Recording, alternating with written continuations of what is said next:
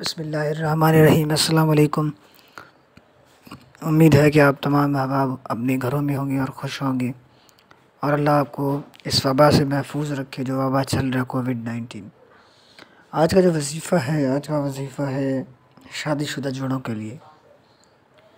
ان میں ناراضگی ہو جاتی ہے، سمجھنے میں ٹائم لگتا ہے، تو اگر بیوی ناراض ہوئی ہے، یعنی کہ اگر مرد ہے اس کی بیوی ناراض ہو گئی ہے تو وہ بھی یہ عمل کر سکتا ہے، اور اگر عورت ہے، لیڈیز ہے، جس کا شوہر اس سے ناراض ہے تو وہ بھی یہ عمل کر سکتا ہے، یعنی دونوں کر سکتے ہیں ایک دوسرے کو راضی کرنے کے لیے۔ اب یعنی کہ اگر وہ مرد ہے اس کی بیوی ناراض ہے تو وہ اپنے بیوی کو راضی کرنے کے لیے بھی یہ وظیفہ کر سکتا ہے۔ اسی طرح اگر لیڈیز ہے، عورت ہے جس کا شوہر اس سے ناراض ہے تو وہ اپنے شوہر کو منانے کے لیے بھی یہ وظیفہ کر سکتا ہے، یہ ایک جائز رشتہ ہے۔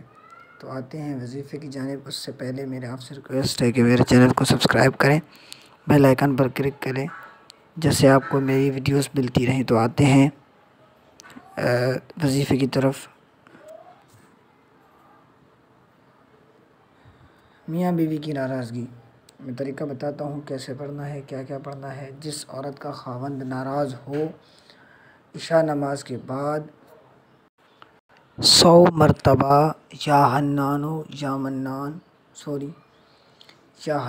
یا حلیم پڑھے، اول آخر 3 بار درود شریف پڑھے، یا عورت کو راضی کرنے کے لیے یہی عمل مرد بھی کر سکتا ہے۔